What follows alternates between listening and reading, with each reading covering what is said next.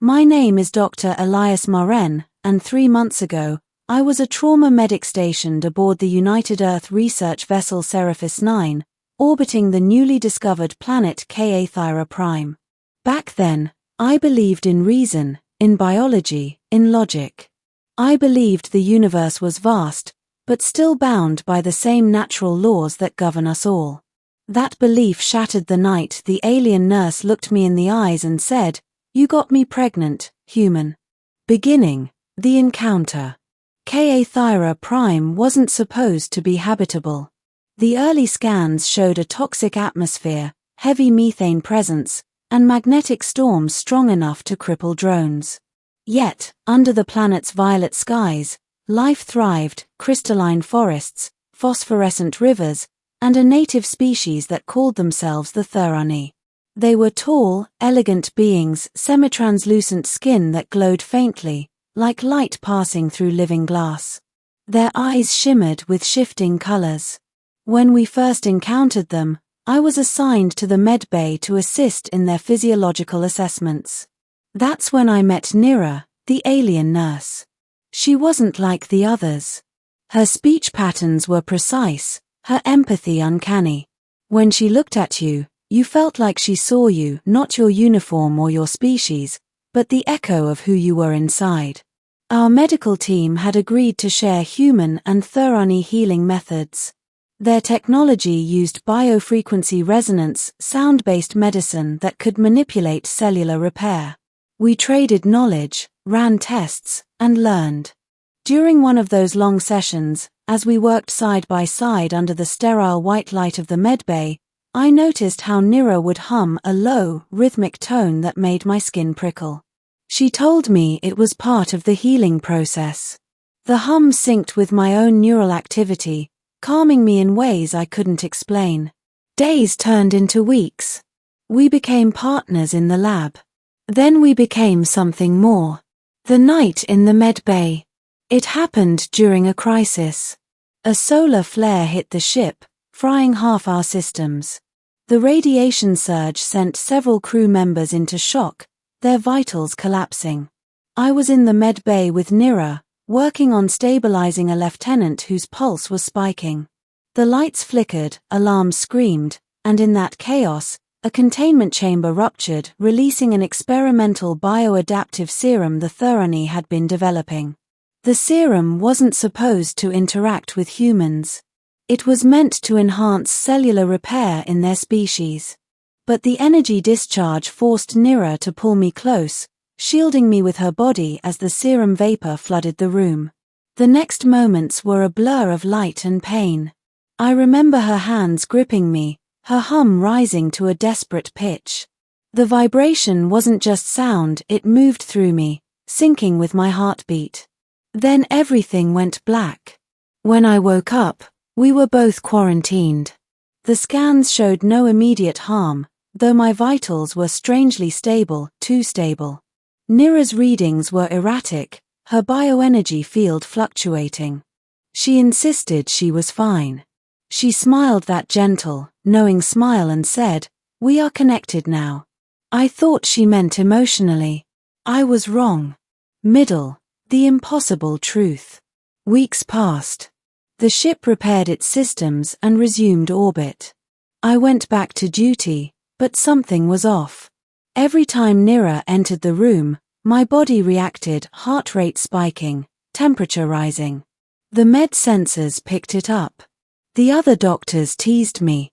"Guess you've got a crush on the alien nurse," they said. But it wasn't that. It felt deeper. Biological.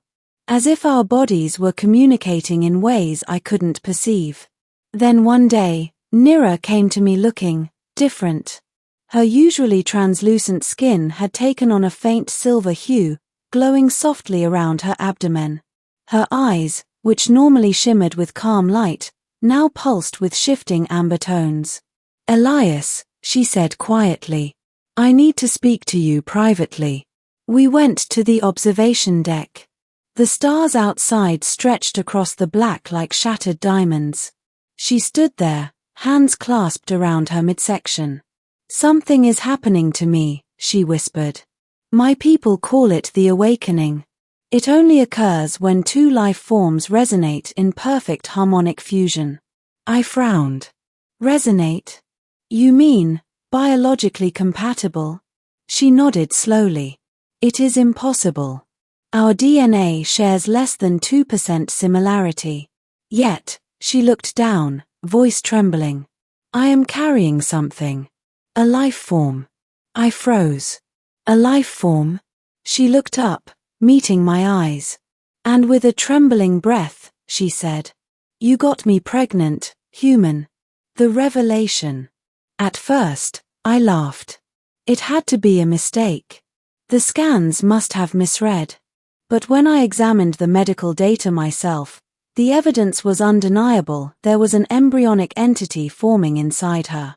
Its cellular structure was neither Thurani nor human. It was both. I brought the data to Commander Halvorsen. He wanted it suppressed immediately. We can't have an interspecies scandal jeopardizing first contact protocols, he said. Contain it. Terminate if necessary. Terminate. The word echoed through me like a blade. When I told Nira, she didn't flinch. She said, if they try to end it, they end me. That's when I realized whatever had formed inside her wasn't just biology. It was something else. The serum that had merged with our bodies wasn't just medical, it was adaptive. It had rewritten our genetic signatures, forming a bridge between species. She wasn't just pregnant. She was evolving. Running from the ship. I couldn't let them take her. At 0200 hours, I smuggled Nira out of the Medbay, disabling the internal sensors with the help of a sympathetic technician. We made our way to the docking bay where a small atmospheric shuttle was docked. The plan was simple: escape to Ka Thyra Prime's surface and hide among the crystalline forests until we could figure out what was happening. The alarms went off as soon as we launched. The Seraphis 9 tried to recall us, but Nira used her resonance ability to disrupt the ship's communication field. Her body was glowing brighter now, her hum resonating through the shuttle's metal walls. We crashed into the forest canopy, the ship splitting in half. I pulled her from the wreckage. She was weak, her body trembling, the glow from her abdomen pulsing faster. "It's growing," she said. "Too fast." I could hear it too inside her, a faint rhythm, not quite a heartbeat, not quite a pulse. Something alien. Something alive. The forest of light. We built a shelter near a river that shimmered like liquid glass. The Thurani had told us their world was semisentient, its soil, air, and water interconnected through a global biofield. Every night, the forest would hum back to her. It was like the planet itself was responding to the life inside her. She grew weaker as days passed. Her body was rejecting the hybrid energy. I tried every medical technique I knew, but nothing worked. Then one night, she said softly, "Elias, if I do not survive, promise me you will protect the child." I gripped her hand. "Don't say that. We'll find a way." But she only smiled, the same calm, luminous smile I'd fallen in love with. The birth. It happened during a storm.